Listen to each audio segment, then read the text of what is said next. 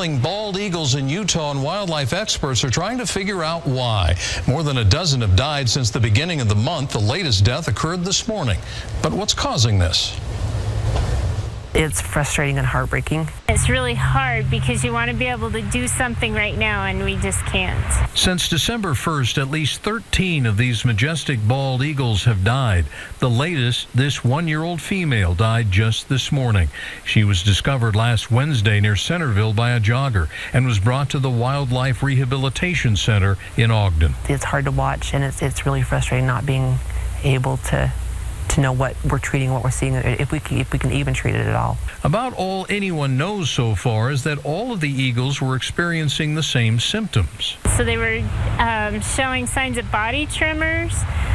They would have seizures. They appeared to be paralyzed, and they had weakness in their feet and their legs. This is the time of year when eagles are seen often in northern Utah. They migrate here from other states and linger near the marshes of the Great Salt Lake, where there's plenty of food. The DWR conducts annual counts, and the numbers range between 700 and 1,200. Adding to the concern here is the fact that the dead birds weren't discovered in just one spot. They were spread throughout several different counties in northern Utah. Usually if you have something, say like a poisoning or something like that, usually you find them in small geographical areas or something, something along those lines. The wildlife folks are considering all possibilities here, but admit this is a strange situation.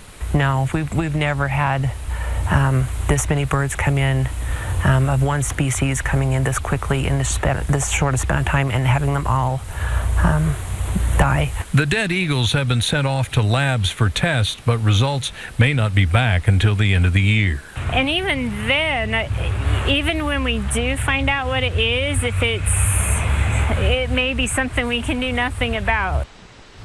Wildlife officials say none of the eagles were shot, and there's no signs of anything malicious going on here. If you see a dead or an injured eagle, don't touch it, don't try to catch it. Call the Division of Wildlife Resources.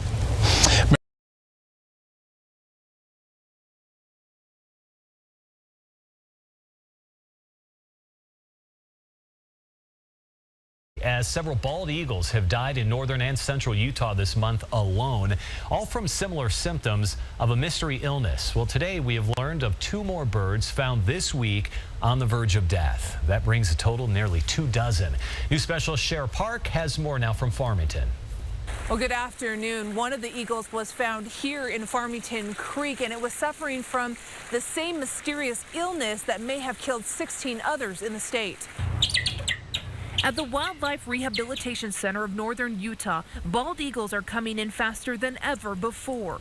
Since December 1st, the facility has received 9 of the birds. Only 4 are still alive.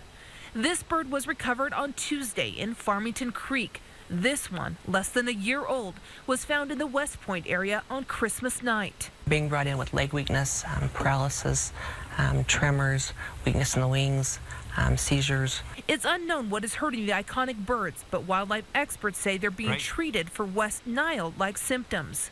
The first set of labs on the first recovered birds have come back, but experts won't have answers until there are more labs to compare them to. We don't have all the pieces of the puzzle together yet, so this could be the end of it, or this could be the tip of the iceberg. We don't know. Statewide, 21 bald eagles have been found with the mysterious illness just this month. 16 have died. This one was found by hikers in Bountiful. I've never seen a bald eagle that close. Taylor Schulte and his father-in-law carefully took the eagle home, keeping it calm while waiting for wildlife officials.